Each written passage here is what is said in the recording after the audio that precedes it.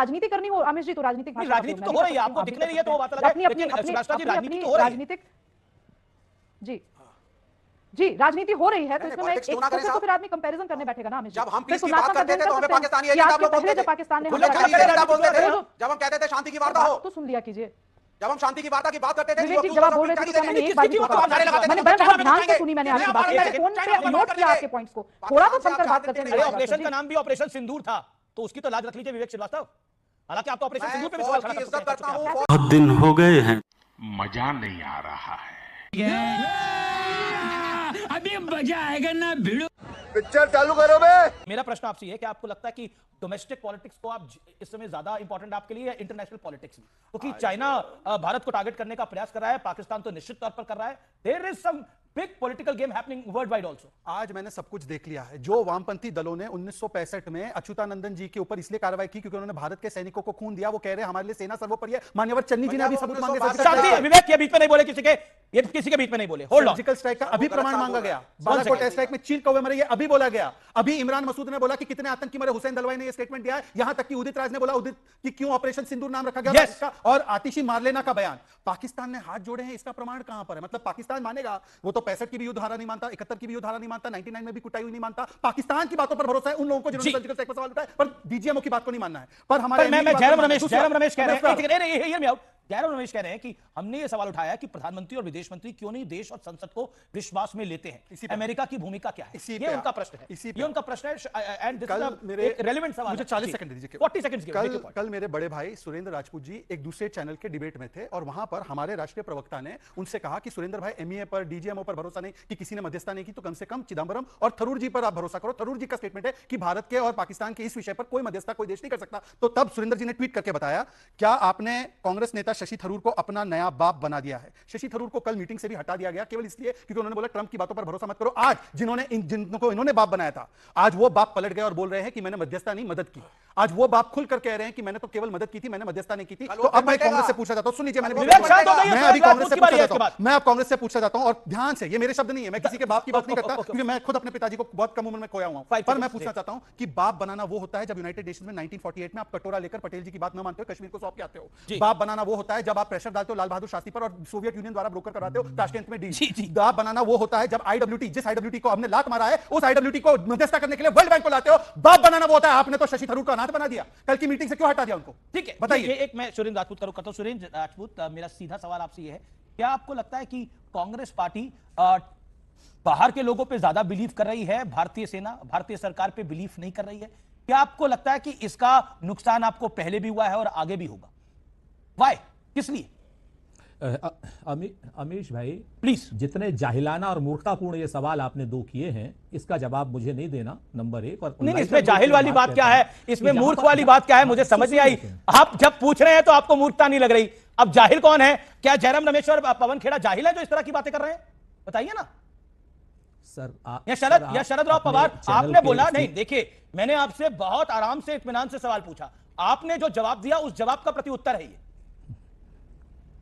सुन लीजिए, आप स्टूडियो में बैठे हैं, आपके पास सारे उपकरण हैं, आप जब चाहे बीच में बोल सकते हैं। अगर आपने कोई भी सवाल किया और मुझे वो जाहिल वाला सवाल लग रहा है, आप तो सुन लीजिए बड़े भाई। एक बात बताइए ना, जब सबूत नहीं, मैं तो आपसे हाथ जोड़ के पूछ रहा हूं, मैं तो आपको पूरा सम्मान करते हुए सवाल पूछ रहा हूं, मैंने तो आपको बिल्कुल जाहिल नहीं बोला, मैंने आपको बिल्कुल कुछ नहीं बोला, मैंने तो आपसे सवाल पूछा, आपसे इत्मीनान से सवाल पूछा कि आपको बिलीव भारत के लोग भारत की सरकार पर है या पाकिस्तान पर है? क्योंकि पाकिस्तान भी यही नैरेटिव चला रहा है जो कांग्रेस पार्टी नैरेटिव चला रही है, पाकिस्तान भी यही नैरेटिव चला रहा है कि अमेरिका ने कराया, और कांग्रेस पार्टी भी यही नैरेटिव चला रही है।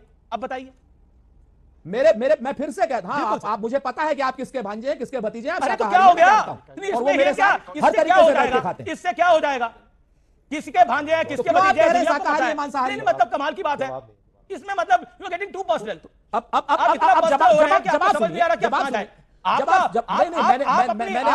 मैंने आपके सम्मान ठीक रखिए, आपका निशाना भाजपा होनी चाहिए, मीडिया नहीं। एंकर का आपका निशाना क्यों है भाई? एक संपादक आपका निशाना क्यों है? चाइनीज गाइडेंस सिस्टम है। अगर भारतीय जनता पार्टी के कार्यकर्ता के रूप में न्यूज 18 का संपादक काम करेगा तो शहजाद पूनावाला को आज तक देश के कार्यकर्ता हैं, हम भारत वर्ष के कार्यकर्ता हैं, हम भारतीयता को प्रमोट करते हैं। मैं पाकिस्तान के एजेंडे में नहीं पड़ना चाहता, मुझसे भारत को प्रमोट करता। सवाल का जवाब कर्नल दानवी, कर्नल दानवी आपसे सवाल का जवाब, आपने सवाल किया आपने क्या जवाब दिया? आप जवाब नहीं मुसीबत देना आपने चाहते। खुद बुलाई, मुसीबत आपने खुद बुलाई, आप ही ने बुलाई जी ना? नहीं, मैंने आपने जाहिर कोई वाली बात मुसीबत नहीं बोली, बुलाई। तो जाहिर आपने मैंने शुरुआत कोई खुद करी, ये शुरुआत और मैं मैंने फिर नहीं से करी, कहता हूं शुरुआत जाहिलाना आपने खुद सवाल। करी। जब मैं पहला फिर से सवाल कहता पूछा गया हूं, तो शुरुआत सवाल आपने करी। अगर जब जाहिलाना शुरुआत होगा करेंगे तो तो जवाब पूरा भी सुनेंगे वही जवाब। मिलेगा। ये अमीर से सवाल में अगर जाहिलाना होगा तो जवाब नहीं, तो किसने आप कब कहा सेना के खुद ही लग रहे हैं वैसे, पराक्रम पर आप खुद ही लग रहे हैं भारत वैसे से जैसे आप कांग्रेस बात ने कर कब रहे उंगली हैं। उठाई? देखिए इतना कब समय मैं उठाई आपका बर्बाद उंगली? नहीं कर सकता आपके ऊपर कब कि उंगली आप उठाई? यही सब करते रहें। कभी मुर्गा चाहिए, कभी बकरा चाहिए, मैं कभी फिर बकरी से कहता चाहिए, हूं, कभी जाहिर मैं चाहिए। फिर से ये सब कहता हूं प्रजातियां यहाँ नहीं अमित मिलती। देवगन, ये मैं आर फिर पार से का कहता हूं कार्यक्रम है, अमित ये सब देवगन, प्रजातियां यहाँ आप मिलती पूर्ण नहीं है। रूप से हमारे जहाँ मिलती है सवाल वहां का जवाब नहीं जाइए। लेना हो सकता है चाहते। कोई दफ्तर हो जहाँ ये प्रजातियां सारी मिलती हो, मुर्गा बकरा बकरी उल्लू सब मिलते हो वहां जाइए। ओके, सिद्धार्थ पूनावाला, मैं अमित देवगन नहीं, वेस्ट को, कांग्रेस को, समाजवादी पार्टी को बहुत सारे सबूत चाहिए थे, बहुत सारे सबूत चाहिए थे कि क्या हुआ है, कैसे हुआ है। पुरानी आदत है आप लोगों की कि सबूत चाहिए चाहिए चाहिए, और उसके बाद मोदी को गाली, मोदी कायर है, मोदी डरपोक है। इंदिरा जी की आपको याद आ रही थी। क्या आपको लगता है अब जो नई सैटेलाइट तस्वीरें जारी हुई है, कई डिफेंस एक्सपर्ट जो बता रहे हैं वो कह रहे हैं कि भारत ने निर्णायक मारा है? देखिए, सेना के ऊपर प्रश्न नहीं उठाया, सेना के साथ खड़ा था, यहां तक की बात है भारत सरकार के साथ भी था, हम अपने प्राइम मिनिस्टर के साथ भी थे। लेकिन जिस तरीके से संदिग्ध रूप के अंदर अचानक आप सीज फायर करते हैं, अचानक आप कहते हैं कि साहब आज जो है नैरेटिव बदल गया है, पहले कहते थे पीओके आ रहा है, बलूचिस्तान आ रहा है, अखंड भारत। एक सेकंड, आप क्या चाहते हैं कि कोई इंटरनेशनल पॉलिसी की बात की पहले आपको जानकारी मिले फिर वो हो? संदिग्ध क्या है इसके अंदर? संदिग्ध क्या है? पाकिस्तान डरे हुए कुत्ते की तरह था। ये शब्द मेरे नहीं है, ये शब्द जिसके हैं उनका नाम मैंने आपको पहले भी बता दिया। पाकिस्तान, माइकल रूबिन, पूर्व अधिकारी पेंटागन के, क्या लिखते हैं? पाकिस्तान एक डरे हुए कुत्ते की तरह था, जैसे उनकी पूंछ दबी हुई है। अब बताइए सर, बताइए, अब मेरी बात सुनिए। नैरेटिव ये था न कि बलूचिस्तान होना चाहिए था, नैरेटिव ये था कि पीओके होना चाहिए, हमारे पास भी आ जाना चाहिए। हलवा तो है नहीं, सबको बांट देंगे। देखिए आमिश जी, मुझे लगता है कि जो विषय आज आपने उठाया है वो विषय पॉलिटिकल इमेच्योरिटी से डील नहीं किया जा सकता, और जो बयान अभी आए हैं वो बिल्कुल ही इमेच्योर बयान है।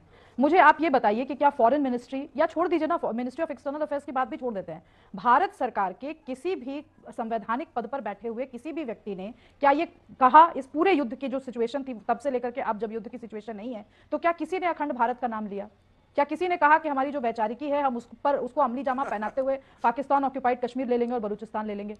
ये जो वैचारिकी मुद्दे होते हैं उन पर लंबे समय तक काम किया जाता है, और ये ट्रैक 2, ट्रैक 3, ट्रैक 1 डिप्लोमेसी से ज्यादा महत्वपूर्ण हो जाते हैं इन इश्यूज में। तो हम थोड़ा थम कर अगर इस पर बात करें, अगर हम पॉलिटिकल और राजनीतिक जो भी हम लोगों की प्रतिबद्धताएं हैं उसको अगर हम त्याग करके सिर्फ इंटरनेशनल रिलेशंस जैसे मुद्दे पर अगर हम बात करें, तभी बात आगे बढ़ पाएगी। वरना राजनीति करनी हो आमिश जी, तो राजनीतिक राजनीति तो हो रही है, आपको दिख नहीं रही है तो वो बात अलग है, लेकिन सुभाष जी राजनीति तो हो रही है। राजनीतिक जी राजनीति हो रही है, तो इसमें मैं तो फिर आदमी कंपैरिजन करने बैठेगा ना अमिश जी। जब हम पीस की बात करते थे तो हमें पाकिस्तानी एजेंट आप लोग बोलते थे, जब पाकिस्तान ने जब हम कहते थे शांति की वार्ता हो, तो सुन लिया कीजिए, जब हम शांति की वार्ता की बात करते थे, विवेक जी जवाब बोल रहे थे तो मैंने एक बार भी मैंने बहुत ध्यान से सुनी, मैंने आपकी बात फोन पे नोट किया आपके पॉइंट्स को, थोड़ा तो थमकर बात करते हैं। अरे ऑपरेशन का नाम भी ऑपरेशन सिंदूर था, तो उसकी तो लाज रख लीजिए विवेक श्रीवास्तव।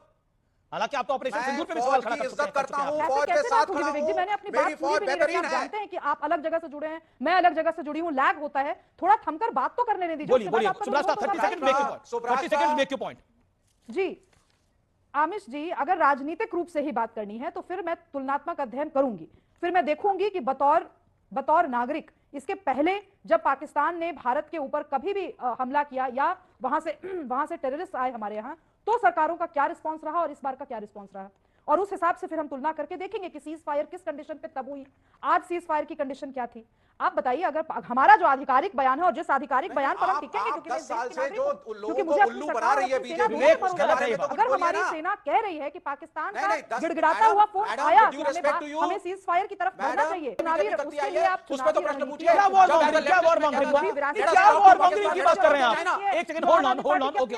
चुनाव लड़िए ना।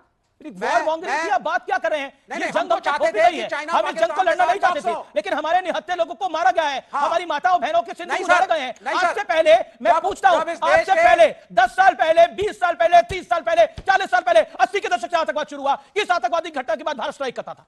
रक्षा विशेषज्ञ बैठे हैं, पूर्व सेना के अधिकारी हैं, कर्नल दानवीर सिंह। 80 के दशक से आतंकवाद है भारत के अंदर, देखिए 80 के दशक से। बिल्कुल कब हमने एयर स्ट्राइक करे, कब हमने सर्जिकल स्ट्राइक करे, और कब हमने पाकिस्तान में घुस के उसके आतंकी टेरर कैंप तबाह करे? कब करे? तारीख बताइए। कभी नहीं करे, वो सिर्फ सर्जिकल स्ट्राइक, बालाकोट और अब, और जैसा कि आज भारत के डिफेंस मिनिस्टर ने कहा है कि हमने उसके दिल पर चोट करी है, छाती पर चोट करी है। याद रहे कि पाकिस्तान और आइडिया ऑफ पाकिस्तान ये पंजाब में बसता है। पाकिस्तान के पंजाब में बसता है, और idea of Pakistan anti India, hate Hindu है, और वो मैनिफेस्ट कहां से होता है? मिलिट्री से होता है, और जैश ए मोहम्मद, लश्कर ए तौबा के मरकजों से होता है। तो मिलिट्री के सारे स्ट्रेटेजिक एयर बेसिस को तबाह कर दिया है। एक सवाल, ये तो बार बार विवेक कह रहे हैं, अरे वॉर मॉन्गरिंग होती थी, बलूचिस्तान लेना चाहिए था, पीओके लेना चाहिए था। आम आदमी पार्टी ये कह रही है, लेफ्ट ये कह रही है, कांग्रेस के भी कई नेतागण ये कह रहे हैं। मेरे को बाकी पार्टियों से मेरे को कोई मतलब नहीं है, लेकिन जो वामपंथी सोच है, जहां पे स्टेट को लेकर सवाल खड़ा होता है, जहां पर इनके नेता